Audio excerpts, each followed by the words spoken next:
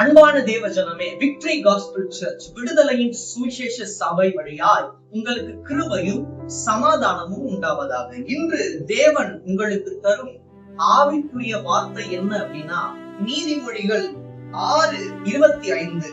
உன் இருதயத்திலே அவள் அழகை இச்சியாதே, அவள் தன் கண்ணிமைகளினால் உன்னை பிடிக்க விடாதே. இதுல அவள் அப்படின்னு இருக்கு.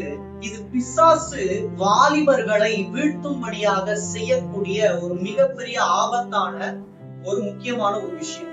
அப்ப இதை நல்லா புரிஞ்சுக்கோங்க. இது ஆவிக்குரிய ரீதியில நம்ம எப்படி படிக்கணும் அப்படின்னா, அவள் அப்படின்னும் போது மாம்ச சிந்தையை நாம் விட்டு ஒழிந்தால் அந்த ஆவியானவர் நமக்கு ஆவியின் அறிவையும் ஆவியின் ஞானத்தையும் தர வல்லவராய் இருக்கிறார். இதை எப்படி தியானிக்கணும் நான் உங்களுக்கு சொல்றேன்.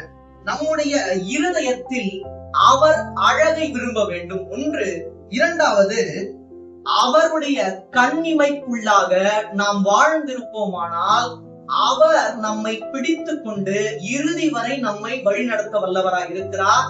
அப்ப அவள் அப்படின்றது பிசாசை குறிக்கிறது. பிசாசு செய்யும் தந்திரமான காரியங்களை குறிக்கிறது. பிசாசின் இச்சைக்குள் போகாமல் தேவனுடைய ஆசையாய் தேவனுக்கு பிரியமானதை நாம் செய்வோமானால் இந்த இச்சை நம்மை ஒரு நாளும் நெருங்காது. நம்முடைய ஆசையெல்லாம் ஆண்டவராகிய தேவன் மேல் மாத்திரம் இருக்குமானால் தேவன் உங்களை மாம்ச சிந்தைக்குள்ளாக நடத்த மாட்டார். ஆவியின் சிந்தைக்குள்ளாக உங்களை நடத்தி ஆசீர்வதித்து அநேகருக்கு உங்களை சாட்சியாக வழிநடத்துவார். தேவன் தாமே உங்கள் யாவரையும் ஆசீர்வதிப்பாராக. ஆமென்.